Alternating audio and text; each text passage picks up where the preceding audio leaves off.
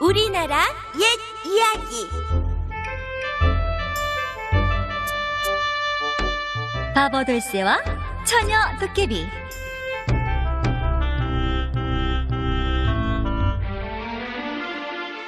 옛날 깊고 깊은 두메 산골에 바보 돌쇠가 살고 있었습니다. 바깥 세상에는 재미있는 일이랑 신기한 것들이 많다던데. 돌쇠는 세상 구경을 하고 싶었어요. 아버지, 어머니, 세상 구경 좀 하고 올게요. 돌쇠는 아버지 어머니께 큰절을 하고 길을 떠났습니다. 어디로 갈까? 돌쇠는 사방을 휘 둘러보았어요. 옳지, 저 새를 따라가 보자. 돌쇠는 포르르 날아가는 새를 따라가기로 했답니다. 어디로 갔을까? 돌쇠는 그 새를 놓치고 말았어요.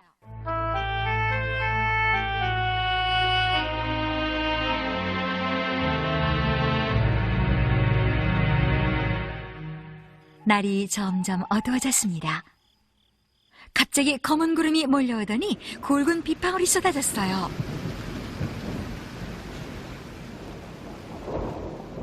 이걸 큰일인걸. 어떻게 하지? 돌쇠는 굵은 비를 맞으며 산속으로 달렸답니다. 이야, 불빛이다. 돌쇠는 빨간 불빛을 보고 뛰어갔어요.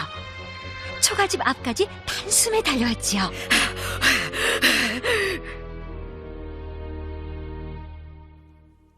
낡은 초가집은 텅 비어 있었어요.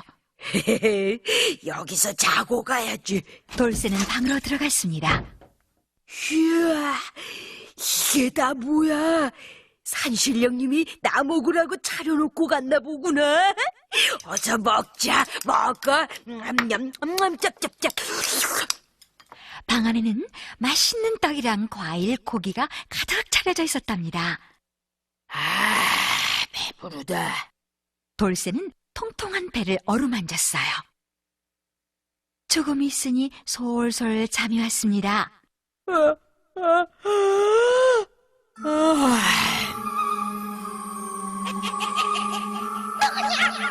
빨간 한복을 입은 처녀 도깨비가 돌쇠의 엉덩이를 발로 찼어요. 아이고, 내 엉덩이야. 돌쇠는 깜짝 놀라 잠에서 깼지요. 총각이구나. 포동포동한 것이 맛있게도 생겼다. 처녀 도깨비는 검은 털이 숭숭 난 기다란 손가락으로 돌쇠의 목덜미를 잡았어요. 살려주세요. 예쁜 아가씨 도깨비님. 제발 살려주세요. 네. 돌쇠는 두 손이 닳도록 싹싹 빌고 또 빌었습니다. 정말 내가 예쁘냐, 총각아? 그럼 오늘부터 나랑 살자. 처녀 도깨비는 기분이 좋아서 돌쇠의 목을 풀어주었어요. 돌쇠는 처녀 도깨비와 함께 살기로 약속했답니다.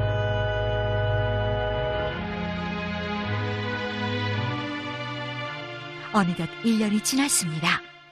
도깨비야, 우리 아버지랑 어머니랑 보고 싶어. 집에 가게 해줘. 응? 돌쇠는 처녀 도깨비의 치맛자락을 붙잡고 애원했어요. 그래. 그동안 내 친구가 되어주어서 고맙구나. 내가 선물로 신기한 말을 한 마리 줄 테니 끌고 가렴. 처녀 도깨비는 마구간에서 조랑말 한 마리를 끌고 왔습니다. 돌쇠야, 이 말은 금덩을 싸는 말이란다. 엉덩이를 3번 때리고 금덩 싸거라 하면 금덩이가 나온단다. 자, 봐. 금덩 싸거라. 처녀 도깨비는 조랑말의 엉덩이를 손바닥으로 3번 때렸어요. 그러자 조랑말 궁둥이에서 황금덩이가 쏟아져 나오지 뭐예요? 우와, 진짜 황금이네. 돌쇠는 반짝반짝 빛나는 금덩이를 보고 입이 딱 벌어졌답니다. 고맙다, 고마워, 도깨비야.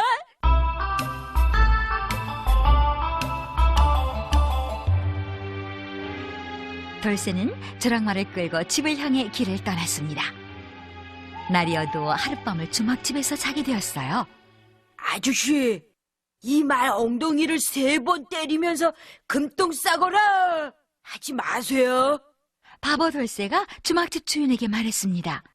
참 이상도 하지. 누가 물어봤나? 주인은 돌쇠가 잠든 사이 그대로 해보았어요.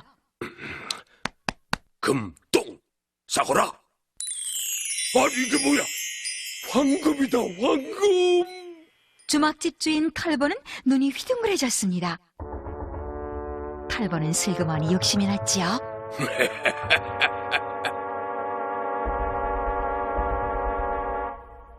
다음날 돌쇠는 털보가 바꿔치기 한 것도 모르고 가짜 조랑말을 끌고 집으로 왔습니다. 아버지, 어머니, 제가 금똥 싸는 말을 가져왔어요. 아이고, 세상 구경하고 오더니 이제는 완전히 돌아버렸구나. 부모님은 혀를 끌끌 찼어요. 자, 잘 보세요. 조랑말아, 금똥 싸거라! 조랑말은 푸득푸득 물똥만 쌌답니다. 아니, 이놈의 말이 미쳤나? 황금똥을 싸라고 했지? 누가 맨똥을 싸라고 했어? 에이! 화가 난 돌쇠는 조랑말의 엉덩이를 발로 걷어찼습니다. 씨. 돌쇠는 씩씩거리면서 처녀도깨비 집으로 달려갔어요.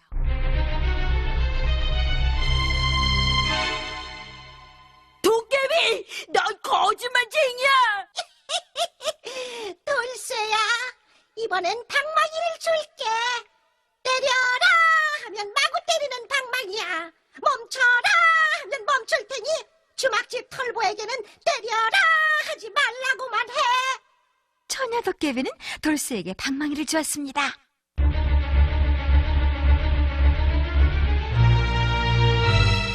돌쇠는 다시 털보네 주막집으로 갔어요. 아저씨, 이 방망이한테 때려라! 하지 마세요. 절대 안 돼요. 돌쇠는 도깨비가 시킨 대로 했지요. 이 방망이도 요술 방망이일 거야. 방망이야, 때려라, 때려. 털보는 방망이를 보고 말했습니다. 아이고 머리야, 아이고 다리야. 나 좀 살려줘요. 털보 죽네, 털보 죽어. 도련님, 죽을 죄를 지었습니다. 아이고 아야, 제발 살려주세요. 아야, 금똥 싸는 말을 돌려드릴 테니. 아이고, 이 방망이 좀 멈춰주세요. 털보는 무릎을 꿇고 빌었습니다. 이번 한 번은 용서할게요. 다시는 나쁜 짓 하지 마세요. 돌쇠는 어른처럼 의젓하게 말했어요. 방망이야, 멈춰라! 방망이가 마당으로 툭 떨어졌습니다. 이건 나쁜 사람을 혼내주는 방망이구나. 이제 아버지 어머니도 내 말을 믿으실 거야. 빨리 가서 보여드려야지. 돌쇠는 금똥 싸는 조랑말을 타고 요술 방망이를 가지고 집으로 갔어요. 나무 뒤에서는 처녀 도깨비가 끼르륵 웃고 있었답니다.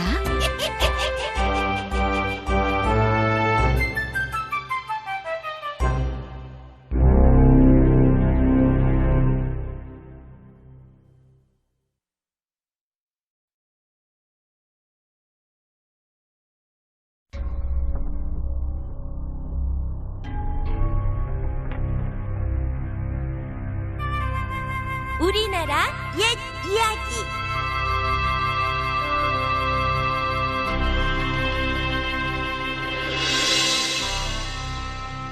이사온 울산바위.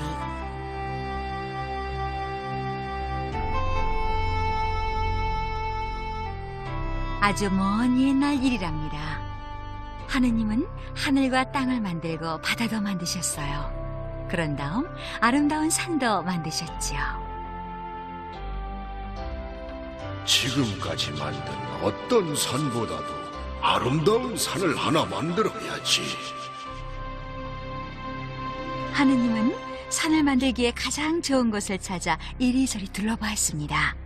옳지. 저기가 좋겠군. 하느님은 아침 해가 떠오르는 동해 바다 쪽을 바라보았어요.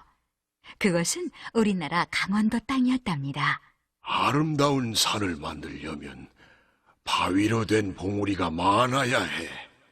봉우리를 1만 2천 개쯤 만들면 이 세상에서 가장 아름다운 산이 될 거야. 하느님은 이 산의 이름을 금강산이라고 지었습니다. 봉우리를 1만 2천 개나 만들려면 온 나라에 있는 바위들을 다 불러 모아야겠구나. 이렇게 생각한 하느님은 온 나라 구석구석까지 다 들릴 만큼 큰 소리로 외쳤어요. 나는 세상에서 제일 아름다운 산을 만들려고 한다.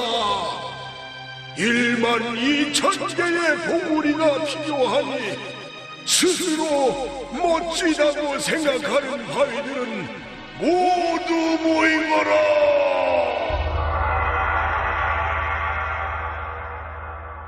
이 말을 듣고 나라 곳곳에 있던 수많은 바위들이 앞을 다투어 금강산으로 모여들었습니다. 저마다 잘생겼다고 뽐내던 바위들이었지요. 늦기 전에 얼른 가야지. 세상에서 가장 아름다운 산에 살게 되면 너무너무 행복할 거야. 바위들은 설레는 마음으로 금강산을 향해 구름처럼 모여들었어요. 하나같이 멋지게 생긴 바위들이었답니다.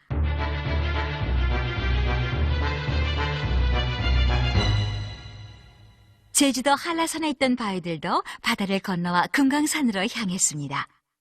지리산과 성리산에 있던 바위들도 허겁지겁 금강산으로 모여들었지요.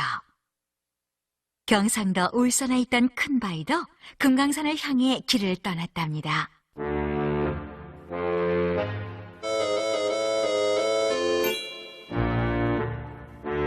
울산 바위는 아주 느린 보였어요. 몸집이 워낙 컸거든요. 그렇지만 부지런히 금강산을 향해 갔습니다.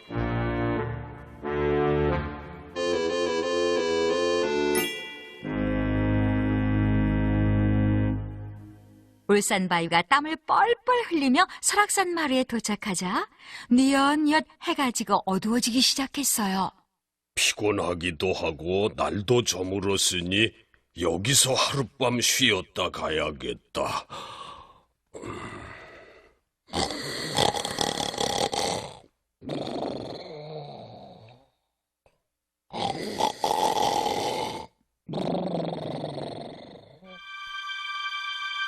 이튿날 날이 밝자 울산 바위는 서둘러 길 떠날 준비를 했습니다.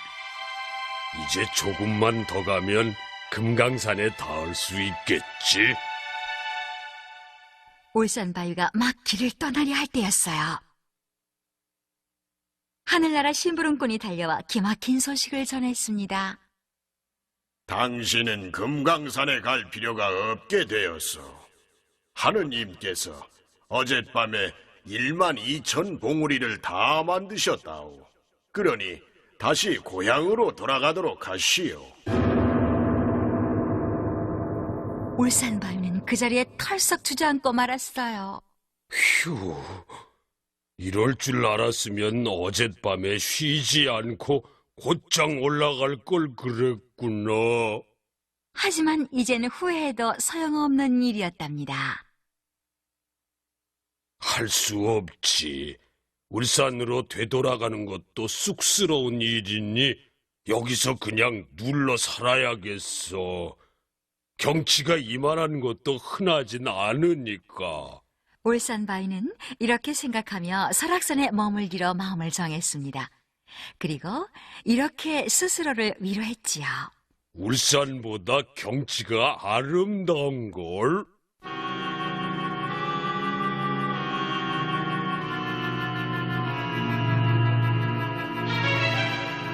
그로부터 오랜 세월이 흘렀습니다. 울산거울에 욕심쟁이 원님이 새로 오게 되었어요. 그 원님은 울산바위에 얽힌 이야기를 전해 듣고 골똘히 생각에 잠겼습니다. 울산에 있던 바위를 설악산에 빼앗겼으니 분하기 짝이 없구나. 그 큰 바위를 울산으로 다시 옮겨올 수도 없고 그렇다고 찾아가서 깨뜨릴 수도 없으니 원.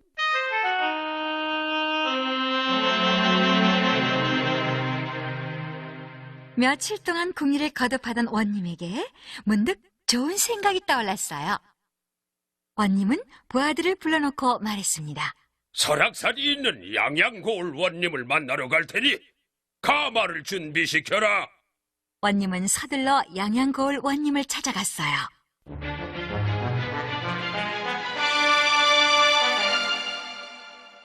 양양거울 원님은 갑자기 찾아온 울산거울 원님을 보고 어리둥절해했답니다. 하지만 반갑게 맞이했어요. 울산 고을 사또께서 이 먼 길을 무슨 일로 찾아오셨습니까? 사또를 찾아온 것은 이 고을 설악산에 있는 바위 때문이 올시다. 그렇습니까? 우리 고을 설악산에는 멋진 바위들이 아주 많이 있지요. 그 바위들을 구경하러 오신 거로군요. 양양거울 원님의 말에 울산거울 원님은 코웃음을 쳤습니다. 그게 아니고 울산 바위 때문입니다. 울산 바위라니요? 도대체 무슨 말씀이신지요? 양양거울 원님의 눈이 휘둥그레졌어요. 사또께서도 아시겠지만 그 바위는 원래 우리 울산 땅에 있던 바위올시다. 오랜 옛날 하느님께서 금강산을 만들기 위해 바위들을 불러 모을 때 금강산으로 가다가 이곳 설악산에 주저앉게 되었다지 않습니까? 저도 그 이야기는 알고 있습니다만 그렇다면 우리 울산 바위 덕분에 설악산이 더욱 아름답게 되었다고 할 수 있겠군요. 그러니 그 바위에 대한 세를 받아가는 것이 마땅하지 않겠습니까? 양양거울 원님은 잠시 생각에 잠겼어요. 그러더니 웃는 얼굴로 부드럽게 말했습니다.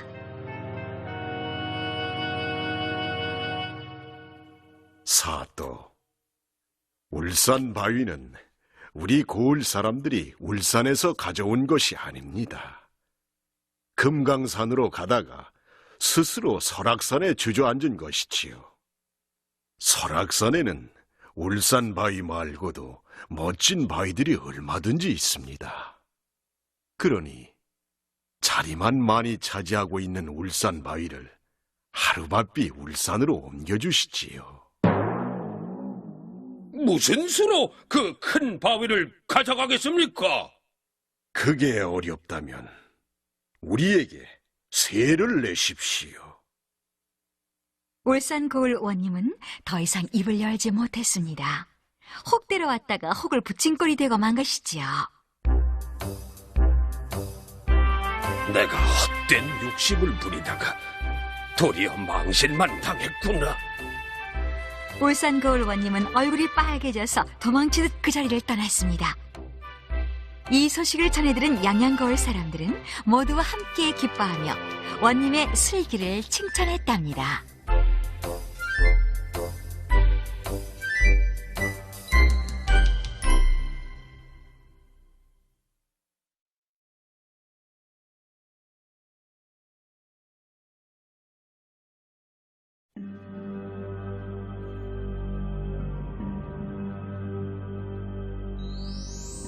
우리나라 옛 이야기.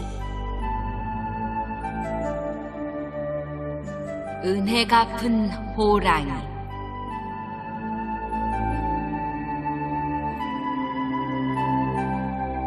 옛날 어느 산골 오두막집에 나무꾼 총각이 늙은 어머니를 모시고 살았답니다. 하루는 나무꾼이 산에서 나무를 하는데 어디선가 이상한 울음소리가 들려왔어요. 이게 도대체 무슨 소리지? 나무꾼은 소리나는 곳으로 달려가 보았습니다. 그곳에는 큰 호랑이 한 마리가 있었어요. 그런데 호랑이는 입에서 피를 흘리며 마구 몸부림을 치고 있지 뭐예요. 저런, 가시가 걸렸나 보군. 나무꾼은 가까이 다가가서 호랑이 입속을 들여다보았습니다. 정말 커다란 가시가 목구멍에 박혀 있었어요. 나무꾼님, 제발 도와주세요. 호랑이의 눈에는 눈물이 가득했습니다. 나무꾼은 차마 모른 척 할 수가 없었어요. 호랑이 입속에 손을 넣어 목구멍에 가시를 빼주었지요. 고맙습니다, 나무꾼님. 이 은혜 꼭 갚겠습니다. 호랑이는 몇 번이나 절을 하고 숲속으로 사라졌답니다. 다음 날 새벽, 나무꾼은 요란한 소리에 놀라 눈을 떴어요. 문을 열어보니 큰 통나무들이 쿵쿵 소리를 내며 집 안으로 날아 들어오는 게 아니겠어요? 나무꾼은 얼른 밖으로 나가 보았지요. 아니, 저건 호랑이잖아.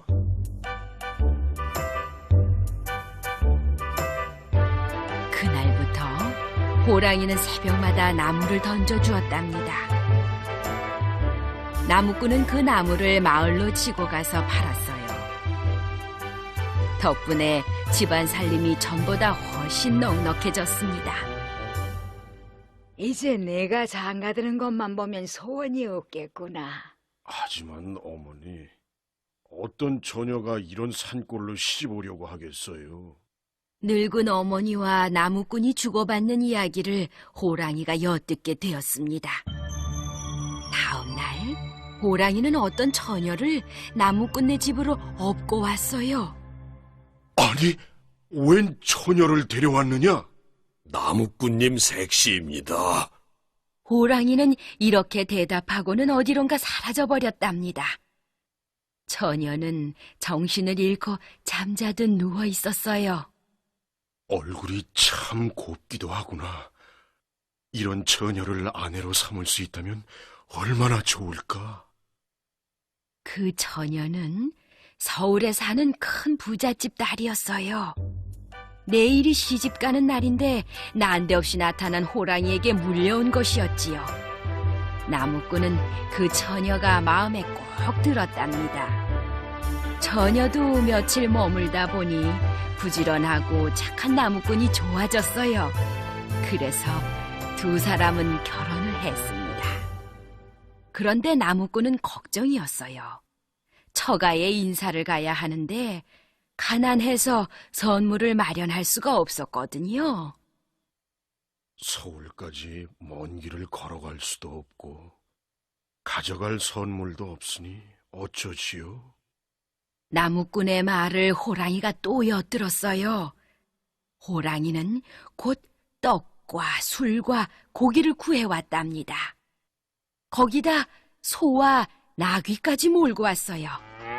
나무꾼과 아내는 나귀를 타고 많은 음식을 소에 싣고 서울로 갔습니다.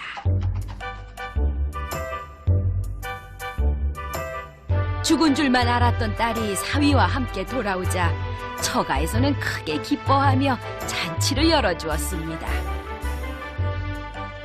늙은 어머니를 모셔와 나무꾼과 아내는 서울에서 살게 되었어요.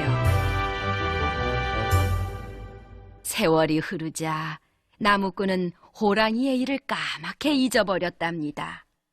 그러던 어느 해 호랑이 한 마리가 서울에 나타났습니다. 그것도 대낮에 거리를 날뛰고 다니며 사람들을 마구 물었어요. 그 호랑이를 당장 잡아 없애도록 하라. 임금님이 명령을 내렸지만 아무도 호랑이를 잡지 못했답니다. 그러자 임금님은 호랑이를 잡는 사람에겐 상금 1000냥과 벼슬을 내리겠다고 하셨어요. 그날 밤 나무꾼 집에 호랑이가 찾아왔습니다. 나무꾼님, 저를 기억하시겠지요? 너는 옛날에 그 호랑이구나. 나무꾼은 몹시 반가웠어요.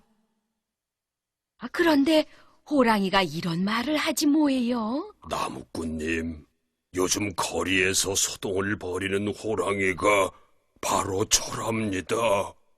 나무꾼은 깜짝 놀라 야단을 쳤어요. 사람을 물다니 왜 그런 짓을 하였느냐? 저를 잡는데 많은 상금이 걸리라고 일부러 한 짓입니다. 하지만 심하게 물지는 않았으니 금방 나을 겁니다. 호랑이는 계속해서 말했습니다. 나무꾼님이 제 목구멍에 걸린 가시를 뽑아주시지 않았다면 저는 아마 죽었을 거예요. 그랬으면 어린 새끼들이 어떻게 되었을지. 하지만 나무꾼님 덕분에 새끼들을 훌륭하게 잘 키웠답니다. 그런데 호랑이들은 죽을 날을 미리 알 수 있다면서 자기가 내일 죽게 된다지 뭐예요.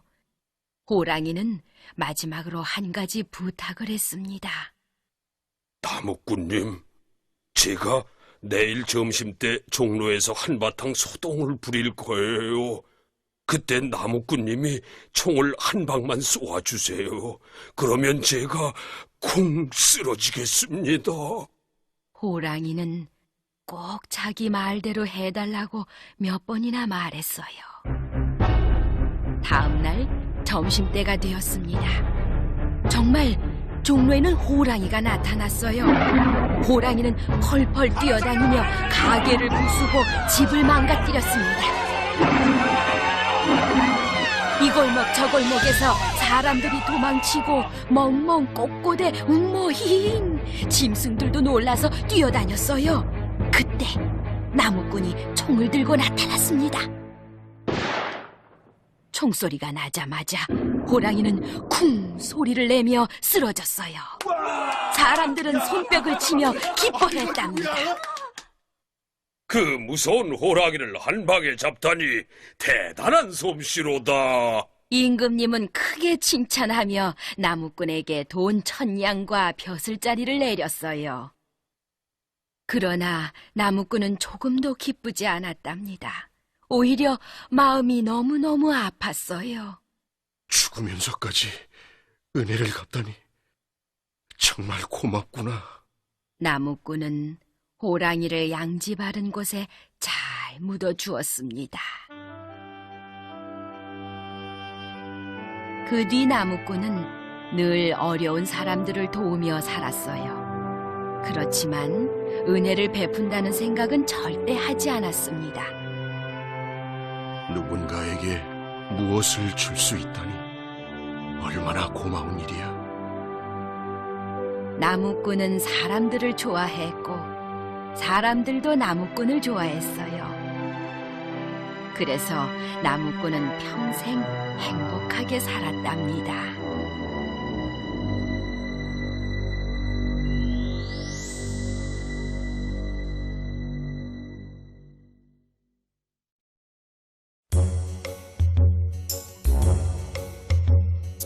우리나라 옛 이야기. 임금님 귀는 당나귀 귀. 옛날에 신라라는 나라가 있었습니다. 이 나라를 다스리던 임금님은 어질고 덕이 높아서 백성들의 사랑을 한몸에 받았어요. 그런데 임금님에게는 남모르는 걱정거리가 하나 있었답니다. 바로 귀였어요. 원래 임금님 귀는 여느 사람처럼 보기 좋게 작고 앙증맞았지요. 그런데 어느 날 갑자기 커져버린 거예요. 그날 아침 거울을 보다가 임금님은 하고 소리를 지르고 말았습니다. 임금님의 귀가 글쎄 머리털을 비집고 올라 두 뼘쯤 위로 쫑긋 솟아있는 게 아니겠어요? 영락없이 당나귀 귀였답니다. 아이고.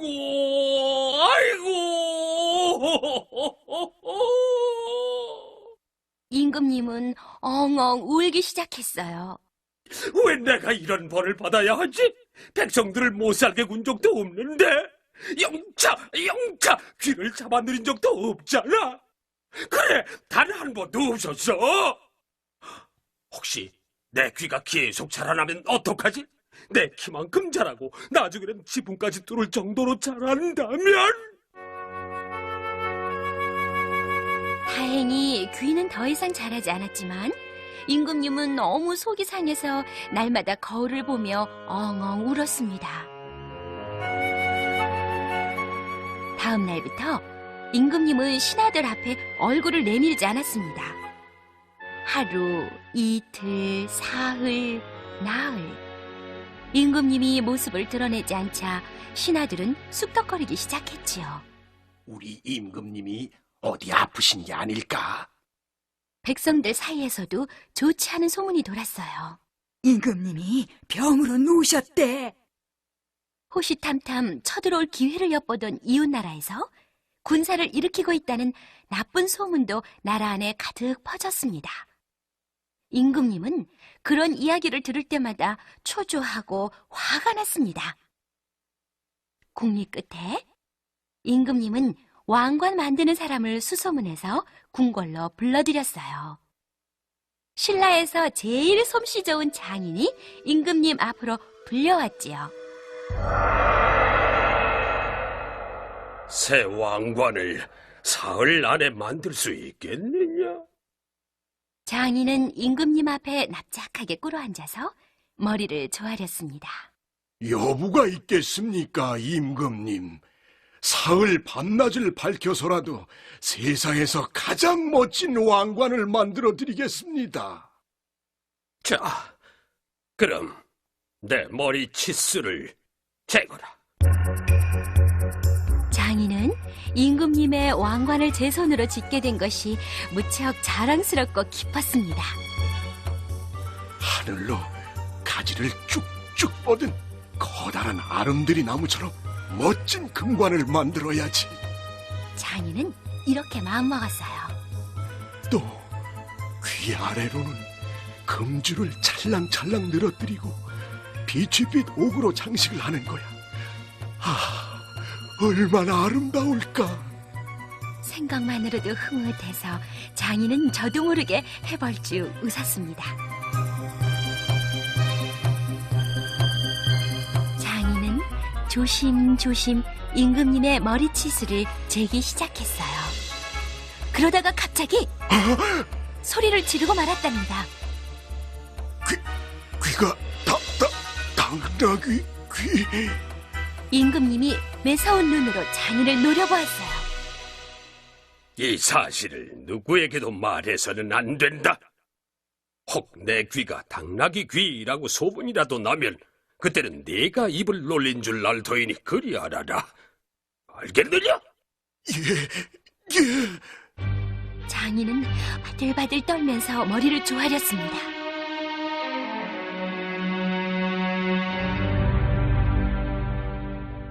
사흘 뒤 장인은 귀둘레가 넉넉하고 위로 길쭉한 왕관을 만들어서 임금님께 바쳤어요. 왕관은 임금님의 못생긴 당나귀 귀를 감추기엔 안성맞춤이었답니다. 수고했다. 내 너에게 큰 상을 내리마. 그러고는 장인에게 다시 한번 다짐을 받아두었어요. 내 귀가 당나귀 귀라는 것은 이 나라에서 너와 나밖에 모르는 비밀이다. 알겠느냐? 장인은 아무에게도 말하지 않겠다고 거듭 맹세했습니다.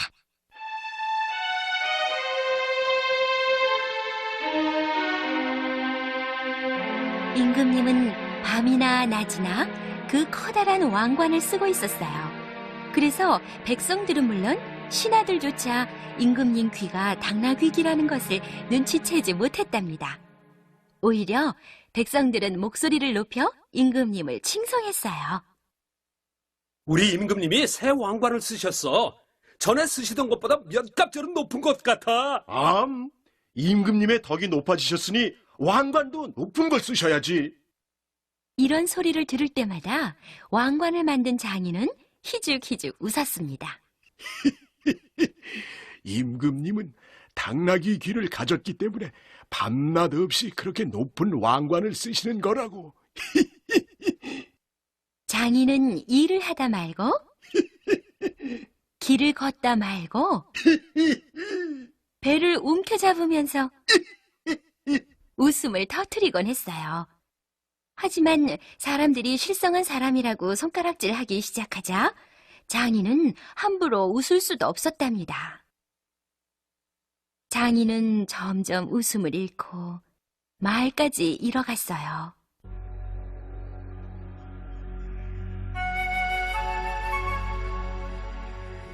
결국 장인은 병이 들어 자리에 눕게 되었습니다. 밥도 제대로 먹지 못하고 날이 갈수록 몸이 여위어 갔어요. 아무리 좋은 약을 써도 장인의 병은 낫지 않았답니다. 하지만 장인은 자기 병을 누구보다도 잘 알고 있었어요. 임금님 귀는 당나귀 귀! 라고 속 시원히 내뱉기만 하면 곧 나을 병이라는 걸 말이에요.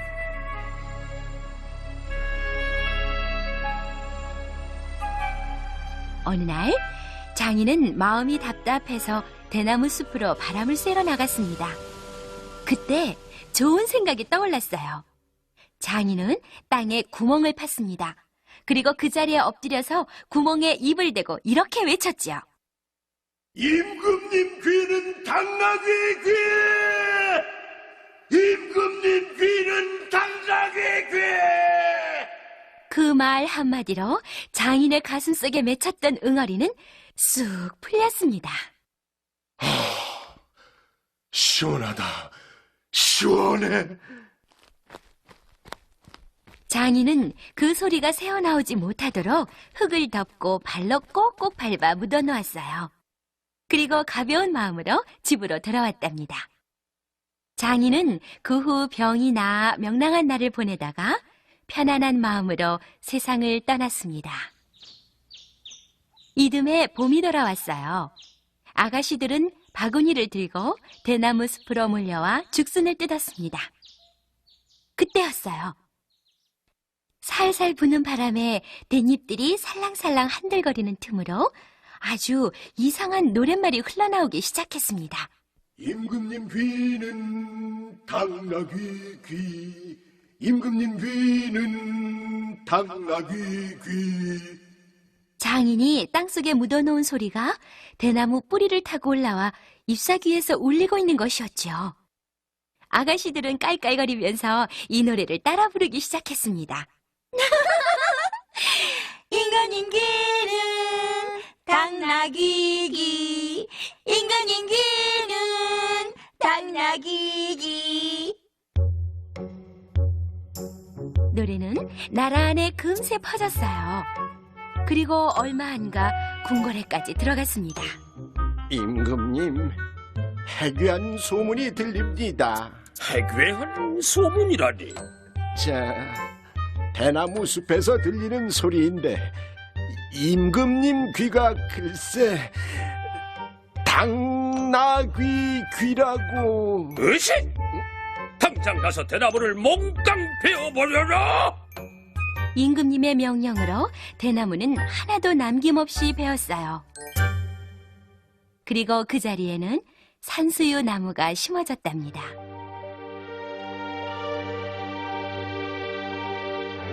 다음 해 숲의 산수유 나무마다 빨갛게 열매가 달렸어요. 아가씨들은 산수유 열매를 따라 바구니를 들고 숲으로 모여들었습니다. 그런데 바람에 산소유 잎들이 흔들리자 그 틈으로 노랫소리가 들려오기 시작했어요. 임금님 귀는 당나귀 귀. 임금님 귀는 당나귀 귀. 아가씨들은 또다시 이 노래를 배워서 헛들였습니다. 임금님 귀는 당나귀 귀, 임금님 귀는 당나귀 귀. 하지만 임금님은 이번엔 산수유 나무를 베어버리라는 말은 하지 않았답니다. 뿐만 아니라 꼭꼭 감춰두었던 그 커다란 당나귀 귀를 사람들 앞에 드러내기 시작했어요. 모두 다 알고 있는 걸 굳이 감출 필요가 없었기 때문이지요. 이제 임금님 귀가 당나귀 귀라는 걸 모르는 사람은 아무도 없었으니까요.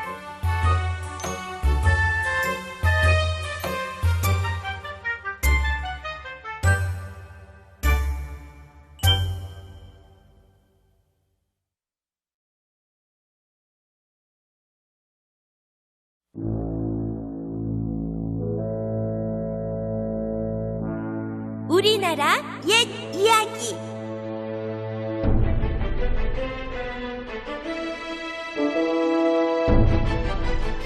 나무 도령.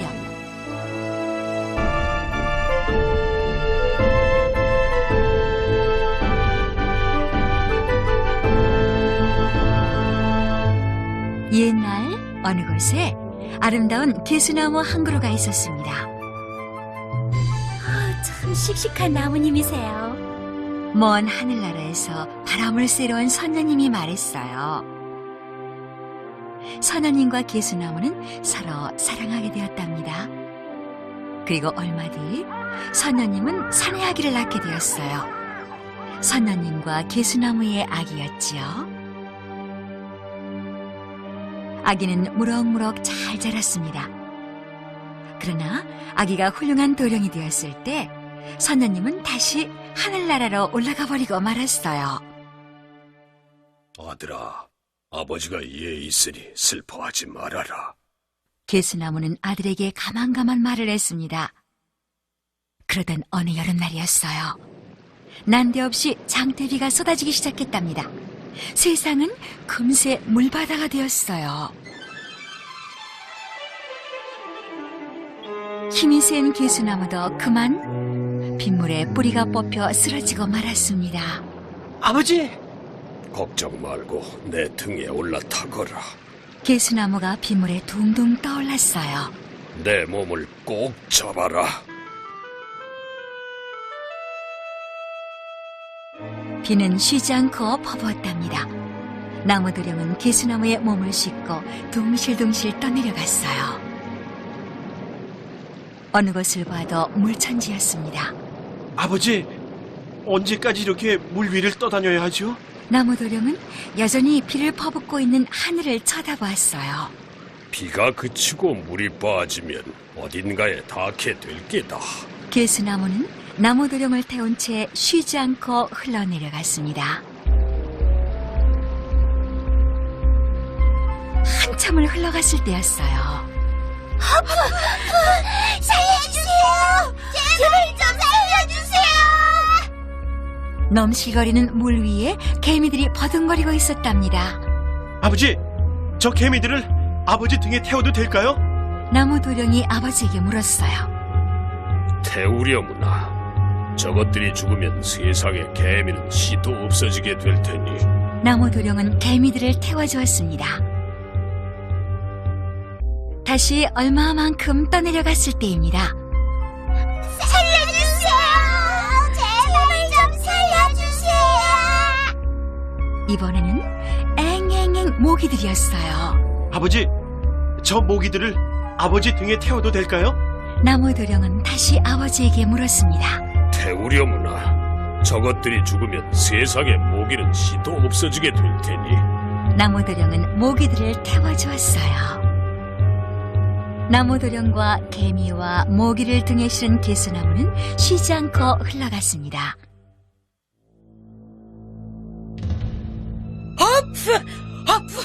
살려주세요! 제발 좀 살려주세요! 이번에는 나무도령만한 사내아이였어요.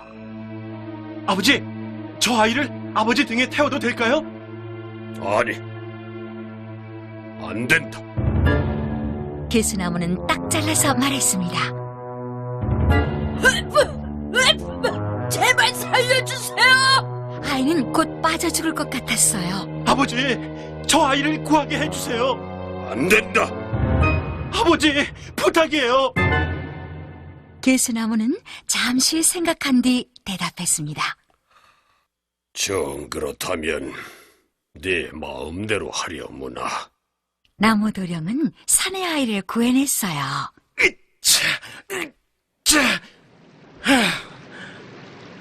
개수나무는 얼마 동안을 더 떠내려갔습니다.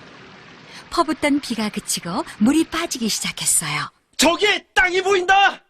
나무도령과 사내 아이와 개미와 모기는 타고 있던 개수나무의 등에서 내렸습니다. 그곳에는 한 할머니와 할머니의 두 딸이 살고 있었어요. 두 딸 중 하나는 친딸이고 하나는 수양딸이었지요. 나무도령과 사내 아이는 할머니 집에 머슴이 되었답니다. 그리고 차츰 나이를 먹게 되었어요. 둘씩 짝을 지을 때가 되었구나. 할머니가 말했습니다. 그런데 할머니의 두 딸 중 친딸은 마음도 곱고 예뻤지만 수양딸은 게으르고 성질이 사나웠어요. 내가 할머니의 친딸과 결혼해야겠다. 이렇게 마음먹은 사내 아이는 나쁜 꾀를 한 가지 냈습니다. 나무도령은 좁쌀 한 가마를 모래밭에 쏟아 놓아도 점심때까지 거뜬하게 골라낸대요. 참말인지 한번 시켜보세요. 사내 아이가 할머니에게 말했어요. 나무도령을 거짓말쟁이로 만들어 쫓아낼 생각이었죠. 할머니는 곧 나무도령을 불러 그 일을 하게 했답니다. 이 일을 어쩐담? 나무도령은 한숨을 쉬었어요. 그때였습니다. 나무도령의 발 뒤꿈치를 따끔 무는 게 있었어요. 바로 개미였답니다. 무슨 걱정이 있으세요? 나무도령은 개미에게 좁쌀 얘기를 했어요. 그쯤은 저와 제 친구들에게 맡기세요. 잠시 후 개미들이 몰려와 좁쌀 줍는 일을 말끔히 끝내주었습니다. 참 놀라운 재주로구나. 할머니는 나무도령을 칭찬했어요. 하지만 할머니는 어떻게 짝을 정해야 할지 몰랐답니다. 그래서 말했어요. 두 처녀를 각기 다른 방에 있게 하겠다. 두 방 가운데서 하나를 고르도록 해라. 나무도령은 착한 할머니의 친딸을 아내로 맞이하고 싶었습니다. 어느 쪽 방에 할머니의 친딸이 있을까? 나무도령은 어두운 뜰에 서서 중얼거렸어요. 동짝판이랍니다. 나무도령의 귓가에서 모기들이 앵앵거렸습니다. 나무도령은 모기들이 일러주는 대로 동쪽방으로 들어갔어요. 나무도령은 개미와 모기 덕으로 착하고 예쁜 아내를 맞이하게 되었답니다. 하지만 마음을 나쁘게 쓴 사내 아이는 자기와 똑같이 못된 아내를 얻었어요. 그 뒤 두 부부는 딸과 아들을 많이 낳았습니다. 나무도령 부부의 자손은 착하고 부지런했지만 사내 아이 부부의 자손은 마음씨가 나쁘고 게을렀어요. 이렇게 해서 세상에는 착한 사람과 나쁜 사람이 생기게 되었답니다.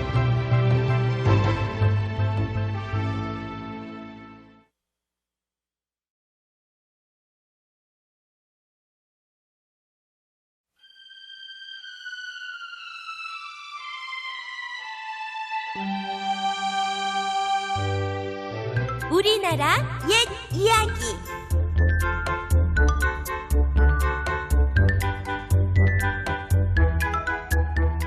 삼년고개.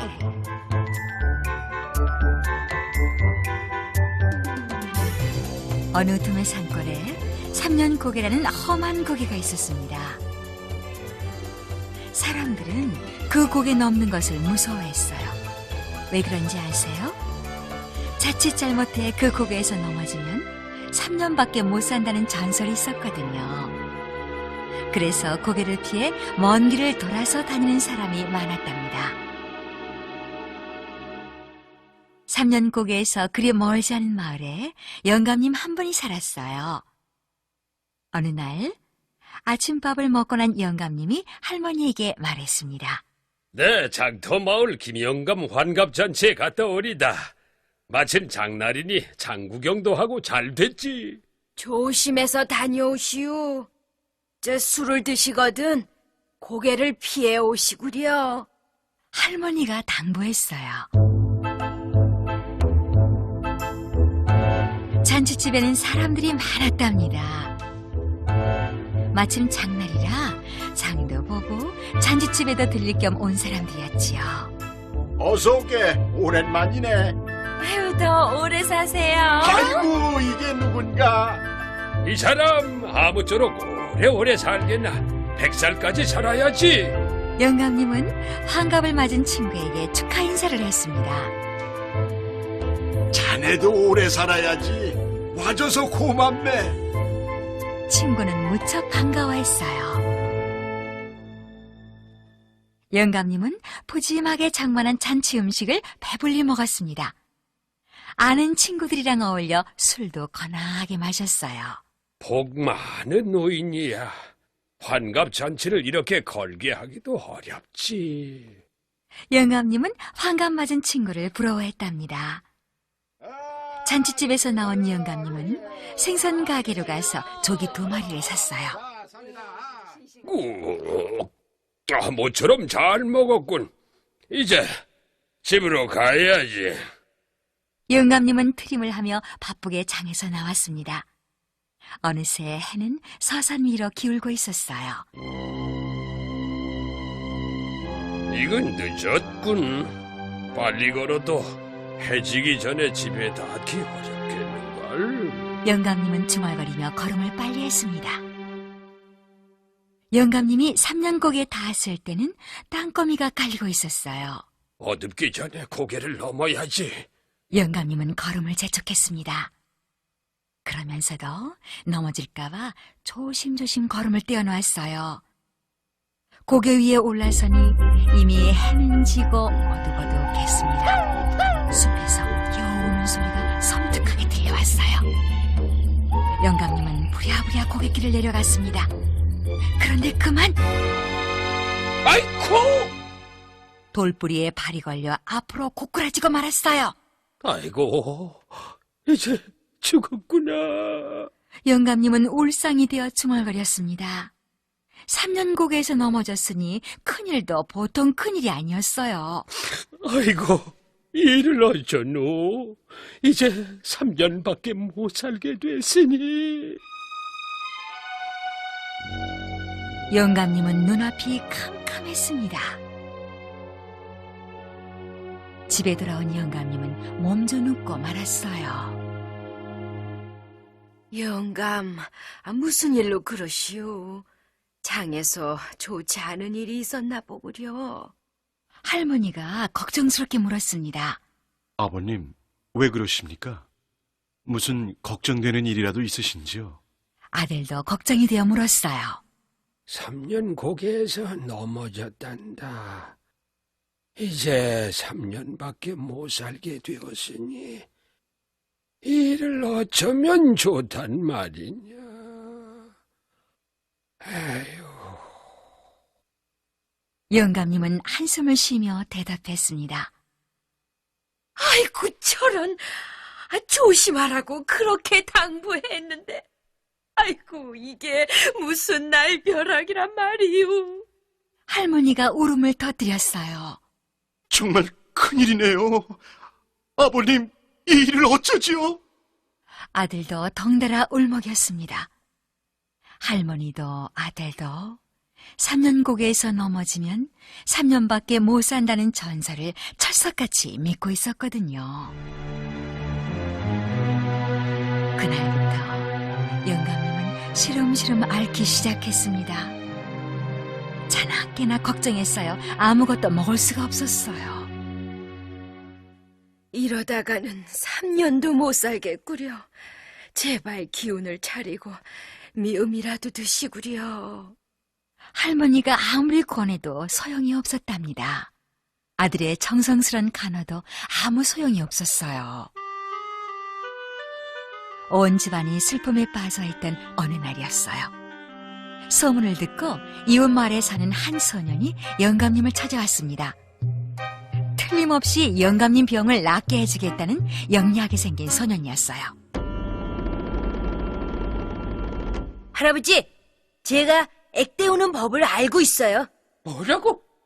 액대 오는 법을 안다니? 그게 무슨 소리냐? 영감님은 귀가 번쩍 뛰어 자리에서 벌떡 일어났습니다. 할아버지, 지금 당장 3년 고개로 가셔서 힘 닿는 데까지 여러 번 넘어지세요. 그러면 오래오래 사실 수 있어요. 소녀는 너무도 뜻밖의 말을 했어요. 뭐라고? 그럼 나보고 당장 죽으라는 얘기냐? 이놈, 당장 나가! 성 나가, 이놈! 영감님은 머리끝까지 화가 나서 고래고래 소리를 질렀습니다. 아니에요, 할아버지. 제 말을 잘 들어보세요. 한 번 넘어지면 3년은 사시죠? 그러니까 2번 넘어지면 6년, 3번 넘어지면 9년을 사실 수 있잖아요. 그러니 많이 넘어질수록 오래 사시게 되는 거예요. 소녀는 자신 있게 말했습니다. 그거 참, 듣고 보니 내 말이 맞을 것도 같구나. 그래, 정말 그렇겠구나. 영감님은 고개를 끄덕였어요. 그러다가 소년의 손을 덥석 잡고 좋아했답니다. 영감님은 기운을 내서 헐레벌떡 3년 고개로 달려갔어요. 신령님, 제가 구르는 수만큼 오래오래 살게 해주십시오. 이렇게 말한 영감님은 고개에서 넘어지고 또 넘어졌습니다. 그러다가 아예 떼굴떼굴 구르기 시작했어요. 18만 년이나 산 동방사기란 사람도 이 고개에서 6만 번을 굴렀느니라. 어디선가 이런 소리가 들렸습니다. 아이고, 예. 삼천갑자 동방사기가 여기서 6만 번이나 굴렀다고요? 그렇고 말고 그러니 너도 소원을 이룰 것이니라. 아이고, 감사합니다, 신령님. 소년이 근처에 숨어서 내는 소리인 줄도 모르고 영감님은 신이 나서 떼굴떼굴 자꾸 굴렀어요. 그 뒤로 영감님은 기운을 차리고 오래오래 잘 살았답니다.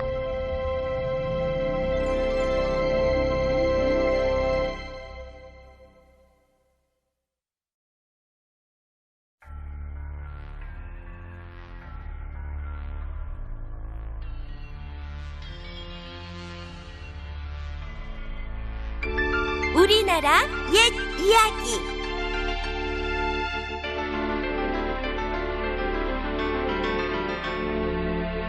호랑이와 곶감. 옛날 어느 산속에 호랑이 한 마리가 살고 있었어요. 이 호랑이는 늘 자기가 최고라고 뽐내고 다녔답니다. 아흥! 나는 숲속의 왕이다.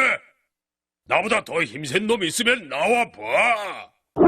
호랑이는 으스대며 다른 동물들을 못살게 굴었어요. 사슴을 쫓아가 밀어 넘어뜨리기도 하고 괜히 으르렁거려 토끼를 겁주기도 했지요. 산속의 동물들은 호랑이만 나타나면 무서워서 벌벌 떨었답니다. 큰일 났다. 저기 호랑이 온다. 동물들은 호랑이가 나타나면 숨도 크게 못 쉬고 가만히 숨어 있었어요. 난 호랑이가 제일 무섭더라. 나도야. 아기 사슴과 토끼가 작은 소리로 속삭였어요.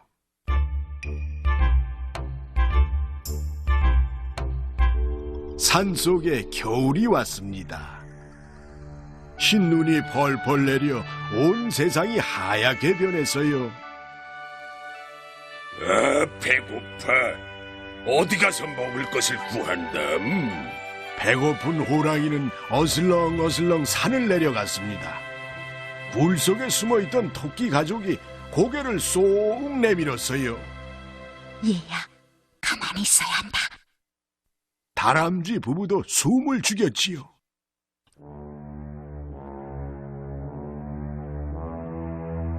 해가 지고 어둠이 서서히 깔리기 시작했습니다. 산골 외딴 집에서 불빛이 새어나오고 있었어요. 옳지. 저 집에 가서 먹을 걸 찾아보아야지. 호랑이는 한 걸음 한 걸음 집을 향해 다가갔습니다. 하얗게 쌓인 눈 위에는 호랑이 발자국만 콕콕 찍혔어요. 쌀인문을 살짝 열고 살금살금 걸어 들어가다가 호랑이는 깜짝 놀랐습니다. 방 안에서 갑자기 아기 울음소리가 터져 나왔기 때문이에요.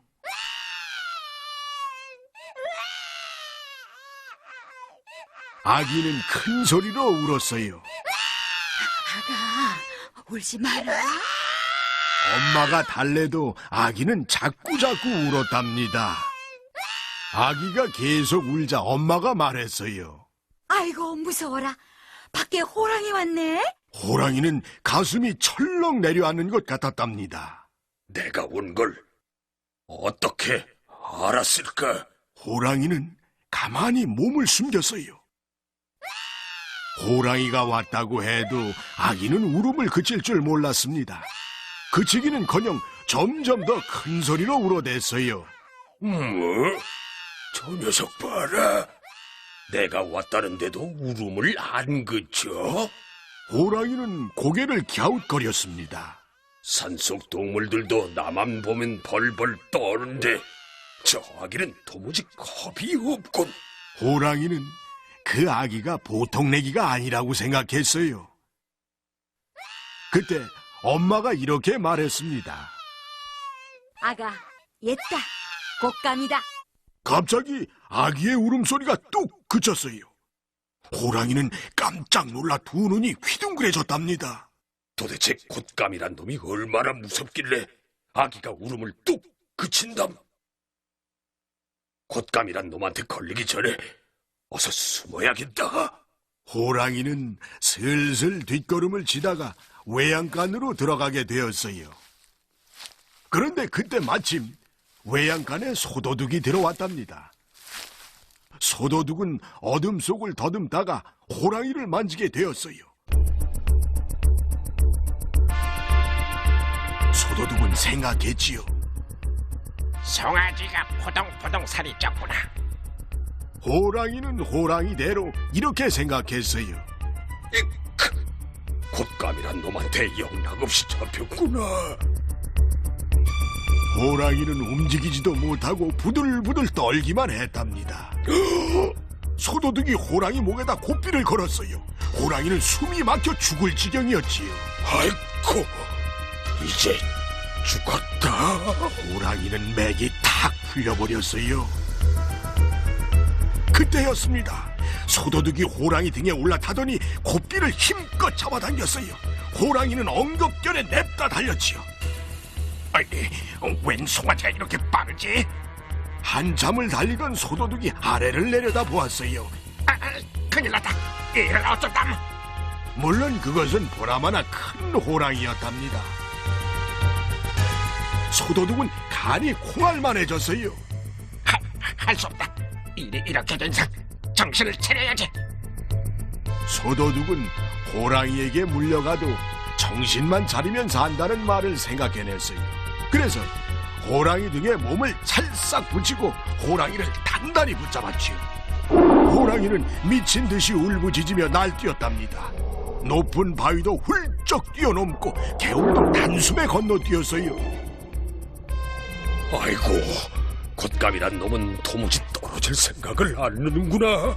호랑이는 겁에 질려 점점 더 빨리 달렸습니다. 아이고, 이젠 제발 내 등에서 좀 떨어져다오. 이놈의 곶감아! 호랑이는 곶감을 떨어뜨리려고 뺑뺑 돌기도 하고 몸을 마구 흔들기도 했어요. 그런데 호랑이가 날뛰면 날뛸수록 곶감은 더 세게 달라붙는 것이었습니다.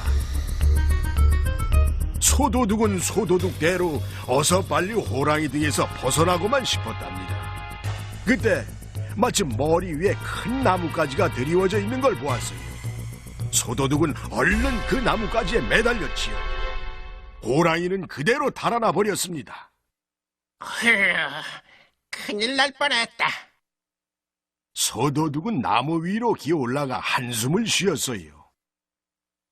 한편 곶감에게서 풀려난 호랑이도 휴 한숨을 쉬었어요.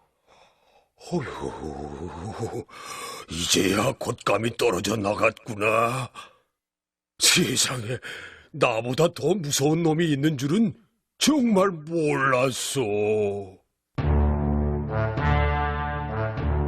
늘 자기가 최고라고 뽐내던 호랑이는 그 뒤로 동물들을 괴롭히지 않았답니다. 그래서 산속의 동물들은 즐겁게 노래하고 마음껏 뛰어놀았대요.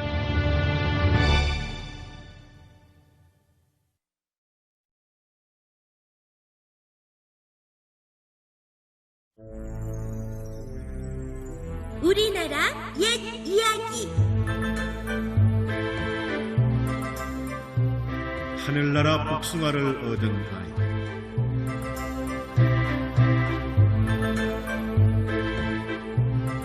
어느 마을에 나이 많은 아버지와 어린 아들이 살고 있었어요. 아버지는 늦게 얻은 아들을 세상에 둘도 없이 귀하게 여겼답니다. 밤마다 어린 아들을 품에 안고 노래를 불러주었지요.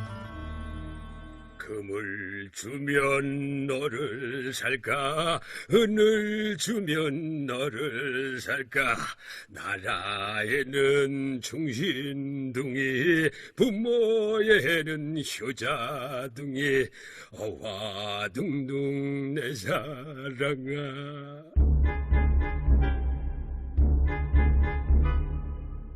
정답게 살던 아버지와 아들을 시샘이라도 한 것일까요?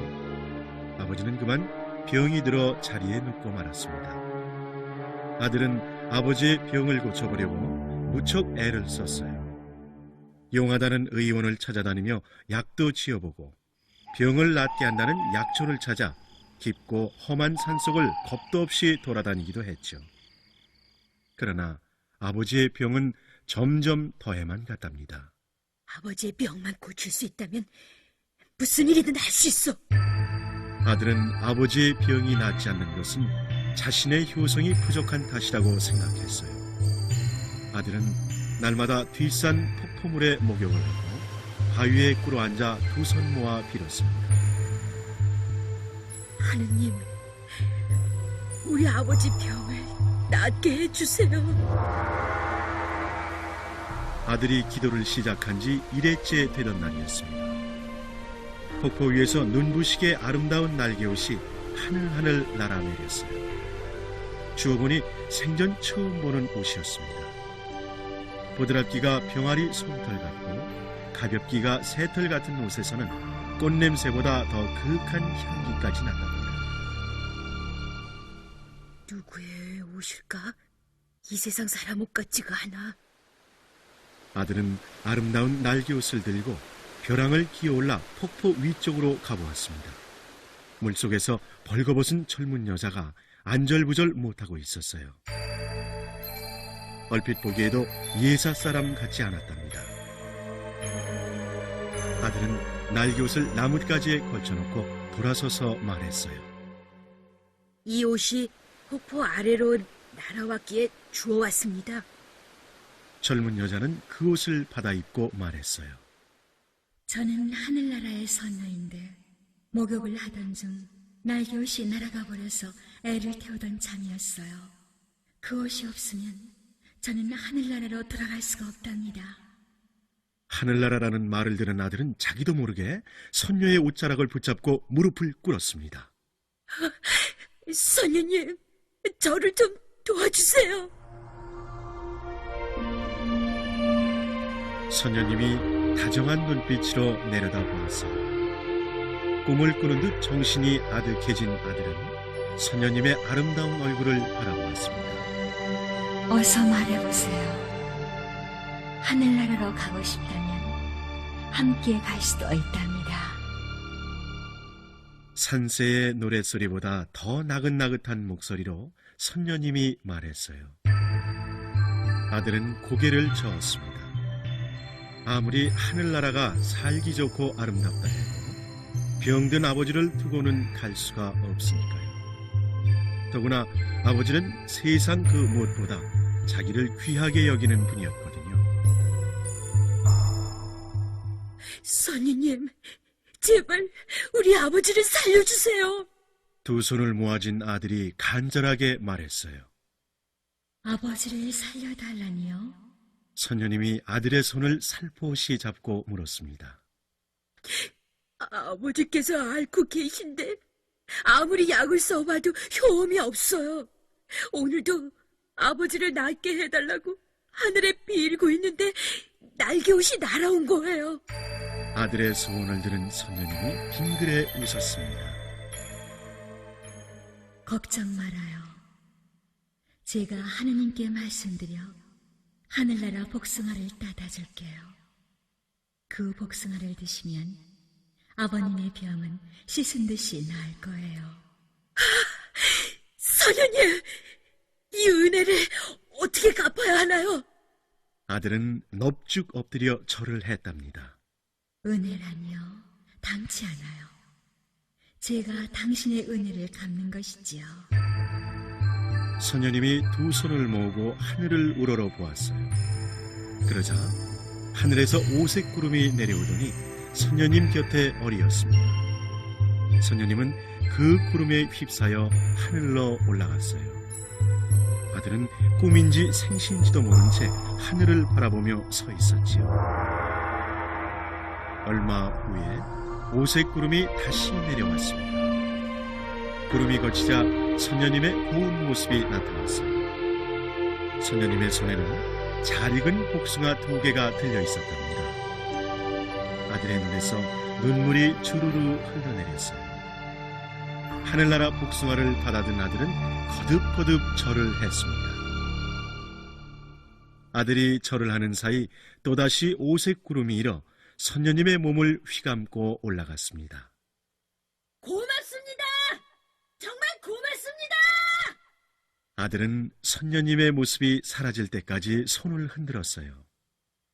오색 구름이 자취도 없이 사라지자 아들은 복숭아를 품에 안고 서둘러 산을 내려왔습니다.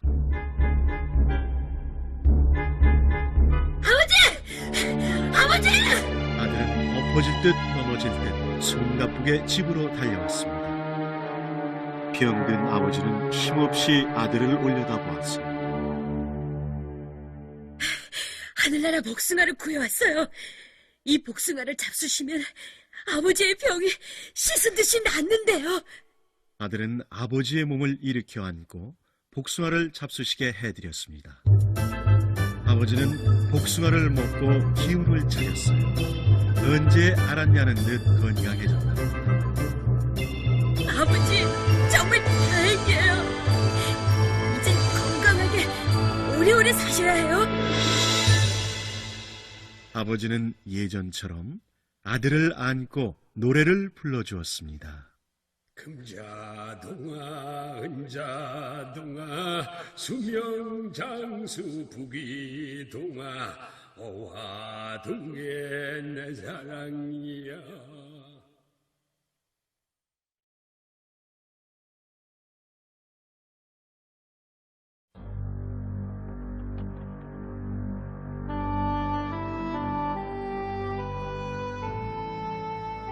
우리나라 옛 이야기.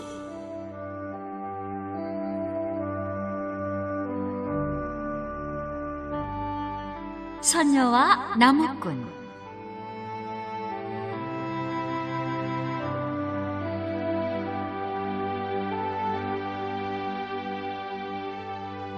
깊은 산골 외딴집에 한 나무꾼이 어머니와 함께 살고 있었어요. 나무꾼은 무척 부지런한 사람이었지만 아직 장가를 가지 못했답니다. 어서 좋은 색시를 찾아 짝을 지워줘야 할 텐데. 어머니는 아들을 보면서 혼자 한숨을 쉬었어요. 그날도 나무꾼은 산에 나무를 하러 갔습니다. 나무 찍는 소리가 산골짜기에 메아리 쳤어요.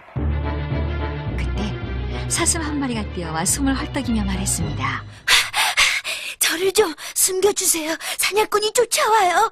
나무꾼은 나무더미 속에 사슴을 숨겨주었어요. 잠시 후 사냥꾼이 헐레벌떡 뛰어왔습니다. 이보시오, 혹시 여기로 사슴 한 마리 지나가지 않았소? 방금 저 골짜기 쪽으로 쏜살같이 뛰어갔어요. 나무꾼은 시치미를 떼고 말했지요. 정말 고맙소. 사냥꾼은 사슴을 놓칠세라 골짜기를 향해 불이 나게 뛰어갔답니다. 자, 사냥꾼이 멀리 갔으니 어서 달아나거라. 나무꾼이 나무더미 속에 숨어있는 사슴에게 말했어요. 구해주셔서 정말 고맙습니다. 은혜에 대한 보답으로 소원을 한 가지 말씀해 주시면 이루어드리겠어요. 사슴의 말에 나무꾼은 고개를 갸우뚱거리며 한참을 생각했습니다. 무슨 소원을 말해야 좋을까? 옳지. 30이 넘도록 장가를 못 갔으니 색시를 구해달라고 해야겠다. 나무꾼은 쑥스러워서 더벅머리를 극적이며 말했어요. 난 아직 장가를 가지 못했단다. 어진 색시를 만나게 해주면 고맙겠구나. 나무꾼의 말에 사슴이 고개를 끄덕였습니다. 그럼 제 이야기를 잘 들으세요. 이 산 꼭대기 커다란 무지개 연못에는 하늘에 사는 7 선녀가 내려와 목욕을 한답니다. 거기에 가서 선녀가 벗어놓은 날개옷 한 벌을 감추세요. 그러면 옷을 잃어버린 선녀는 하늘로 올라가지 못할 거예요. 그 선녀를 아내로 삼으세요. 사슴의 말에 나무꾼의 눈이 반짝 빛났어요. 그런데 한 가지 잊어서는 안 될 일이 있습니다. 선녀를 아내로 맞아 아이를 셋 낳을 때까지는 절대로 날개옷을 내주지 마세요. 아이가 둘이면 양팔에 하나씩 안고 하늘로 올라가 버릴 테니까요. 부디 제 말을 잊지 마세요. 사슴은 이렇게 당부하고 숲속으로 사라졌습니다. 사슴이 가르쳐준 대로 나무꾼은 산꼭대기에 올라가 보았어요. 과연 그곳에는 커다란 연못이 있고 마침 7 선녀들이 목욕을 하고 있었답니다. 나무꾼은 넋을 잃고 그 아름다운 광경을 바라보았어요. 참, 날개옷 한 벌을 감추라고 했지? 나무꾼은 날개옷 한 벌을 가지고 바위 뒤에 숨었습니다. 목욕을 마친 사녀들은 하나 둘 날개옷을 입고 춤을 추듯 하늘로 날아올랐어요.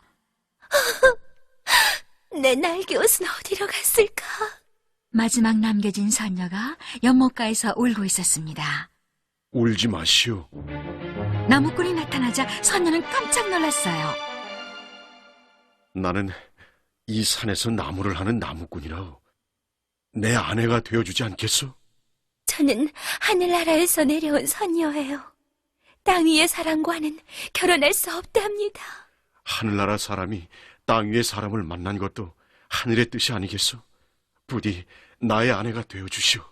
우리 어머니도 기뻐하실 거요. 날개옷을 잃은 선녀는 할 수 없이 나무꾼을 따라갔습니다. 나무꾼은 선녀를 아내로 맞아 행복하게 살았어요. 세월이 흐르자 달덩이 같은 아기도 낳았지요. 선녀는 너무 행복해서 하늘나라의 일은 다 잊은 것만 같았답니다.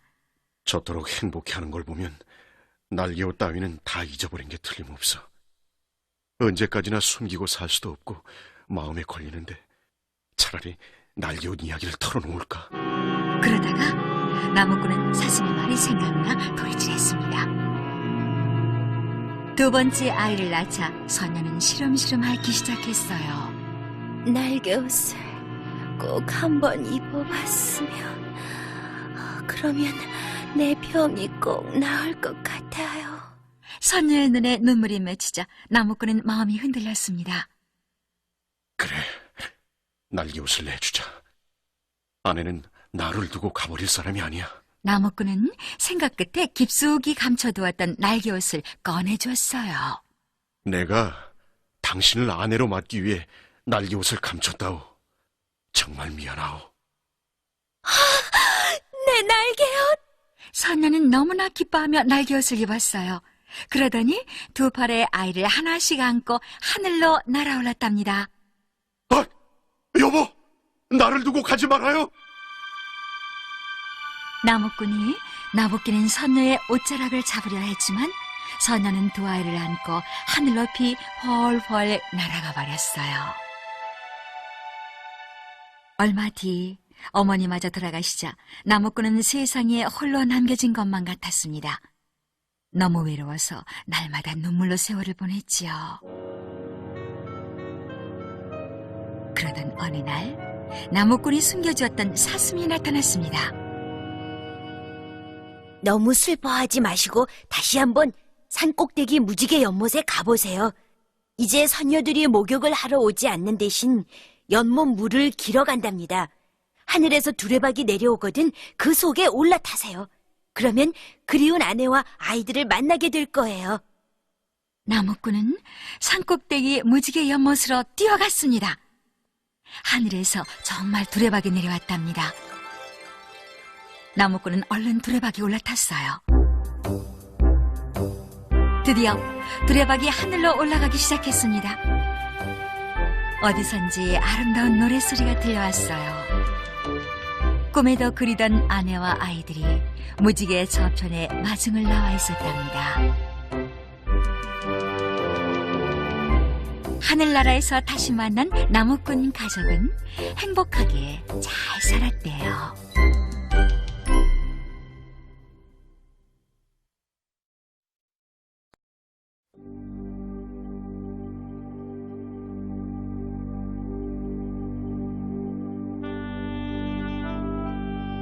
우리나라 옛 이야기.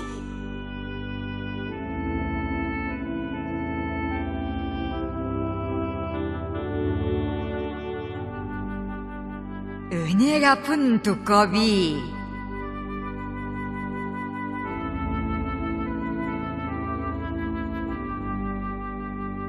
옛날 어느 마을에 이쁜이라는 효녀가 살고 있었어요. 일찍 아버지를 여의고 어머니마저 병이 들어 형편이 몹시 어려웠지만 이쁜이는 남의 집 일을 거들며 어머니를 정성껏 모셨답니다. 효녀 심청이가 따로 없지. 늘 기쁘게 일하는 저 모습을 보구려. 마을 사람들은 불평 한마디 없는 이쁜이에게 칭찬을 아끼지 않았어요. 비가 주룩주룩 내리는 어느 날이었습니다. 저녁밥을 지으려고 부엌에 들어선 이쁜이는 깜짝 놀랐어요. 울퉁불퉁 징그럽고 못생긴 두꺼비 한 마리가 부엌에 들어와 있는 게 아니겠어요? 두꺼비는 이쁜이와 마주치자 눈물을 글썽이며 고개를 숙였답니다. 배가 몹시 고픈 모양이구나. 이쁜이는 두꺼비의 착한 눈빛에 이끌려 밥을 한술 떠주었어요. 그날부터 이쁜이와 두꺼비는 한 가족처럼 지내게 되었습니다. 두꺼비야, 어머니의 병이 점점 깊어가니 걱정이구나. 약이라도 써볼 수 있으면 좋을 텐데. 이쁜이가 답답한 마음에 하소연을 하면 두꺼비는 두 눈을 끔벅이며 이쁜이를 위로했지요. 그렇게 둘 사이의 정은 깊어지고 두꺼비의 몸도 무럭무럭 자라났습니다. 그런데 이쁜이네 마을에는 오래전부터 무서운 일이 있었어요. 해마다 바위산에 사는 못된 구렁이가 나타나서 마을 사람들을 해치는 것이었지요. 어찌나 흉악한지 활이나 창각고는 당할 수가 없다니까. 마을의 힘센 장정들도 구렁이라면 고개를 설레설레 저었답니다. 구렁이가 내려오기 전에 꼭 대책을 세워야 합니다. 맞아요. 밤늦도록 마을 회의가 열렸어요. 구렁이를 얌전하게 하는 방법이 한 가지 있긴 하지. 구렁이에게 예쁜 처녀를 바치는 것인데. 가장 나이 많은 마을 어른이 어렵게 말문을 열었습니다. 그 흉측한 짐승에게 어떻게 처녀를 보낸단 말입니까? 더 이상 피해가 없게 하려면 어쩔 수 없지 않소? 그렇게라도 해야지. 너무 잔인하지 누가 않소? 나서려고 할까? 온 마을이 한참이나 술렁거렸어요. 마침내 마을 사람들은 많은 돈을 내걸고 구렁이에게 보낼 처녀를 구하기로 결정했답니다. 내 한 몸 바쳐서 어머니의 병을 고칠 수만 있다면. 며칠 밤을 생각한 끝에 이쁜이는 마을 어른을 찾아갔어요. 제가 구렁이 구하러 가겠습니다. 홀로 남으실 우리 어머니를 잘 보살펴 주세요. 집 떠날 생각에 이쁜이의 눈물은 마를 날이 없었습니다. 다시는 내 손으로 어머니를 보살펴드리지 못하겠구나. 집안일을 하는 이쁜이의 손끝이 바로 떨려왔어요. 아가씨의 마음을 난 알아요. 부엌 한 구석에서 이쁜이를 지켜보는 두꺼비의 마음에도 슬픔이 가득했지요. 정말 마음씨 고운 이쁜이 아가씨. 이쁜이가 구렁이 굴에 가기로 한 7월 초 하룻날이 되었습니다. 어머니에게는 끝내 비밀로 한 채 이쁜이는 마을 어른들을 따라 나섰어요. 아이고, 어떻게 이런 일이 있단 말이냐. 그러게 말이야. 에휴, 마을 사람들이 눈물을 훔치며 이쁜이를 배웅했습니다. 저희 어머니를 잘 부탁드립니다. 옷걸음이 다 젖도록 우는 이쁜이 뒤를 두꺼비가 슬금슬금 따라가고 있었어요. 구렁이가 사는 굴 앞까지 왔습니다. 굴 속에서는 기분 나쁜 냄새와 함께 파르스름한 연기가 피어나왔어요. 으스스해서 못 견디겠어. 나도 그래. 그만 내려가자고. 아이고, 어쩌나. 겁에 질린 사람들은 이쁜이만 남겨두고 마을로 돌아가 버렸습니다. 마을에서 온 사람입니다. 다시는 마을에 피해를 주지 마세요. 이쁜이는 떨리는 목소리로 굴 속에 대고 소리쳤어요. 거센 바람과 푸른 연기를 몰고 흉측한 짐승이 나타났습니다. 몸이 엄청나게 굵고 붉은 구렁이였어요. 약속대로 예쁜 처녀를 보내주었군. 구렁이는 혀를 널름거리며 이쁜이 곁을 맴돌았습니다. 온몸에 소름이 돋은 이쁜이는 그만 정신을 잃고 말았답니다. 그때 짙은 안개가 피어올라 구렁이 주위를 에워쌌어요. 아니, 이게 도대체 뭐야? 숨을 쉴 수가 없잖아. 구렁이가 온몸을 비틀며 괴로워했습니다. 그것은 이쁜이 뒤에 숨어있던 두꺼비가 온 힘을 다해 피워낸 도간개였어요. 착한 이쁜이 아가씨를 너같이 못된 짐승에게 바칠 수는 없다. 두꺼비는 두 눈을 부릅뜨고 소리쳤습니다. 구렁이와 두꺼비의 싸움이 시작되었어요. 이쁜이 아가씨, 정신 차리고 어서 피하세요. 두꺼비는 구렁이에게 짓눌리면서도 계속 이쁜이를 향해 소리쳤습니다. 구렁이는 도간기에 숨이 막혀 몸부림치다가 마침내 바위산 절벽 아래로 굴러 떨어졌어요. 곧 두꺼비도 지쳐 쓰러졌지요. 이쁜이가 정신을 차린 것은 한참이 지나서였습니다. 그러나 두꺼비는 이미 숨을 거둔 뒤였어요. 두꺼비야! 나를 살린 게 바로 너였구나. 이쁜이는 두꺼비를 끌어안고 하염없이 눈물을 흘렸습니다. 그동안 함께했던 일들이 하나하나 떠올라 더욱 깊은 슬픔을 느끼게 했지요. 이튿날 마을 사람들이 바위산으로 몰려왔습니다. 가엾은 것. 지금쯤은 저 세상 사람이 됐을 거야. 무덤이라도 만들어줘야지. 그런데 두꺼비를 안고 흐느끼는 이쁜이를 보고 사람들은 놀란 입을 다물지 못했어요.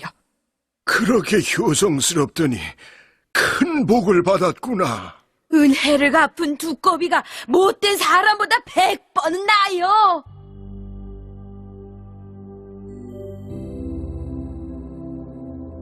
마을 사람들은 정성껏 두꺼비를 묻어주었습니다. 두꺼비야, 부디 곱게 잠들어라.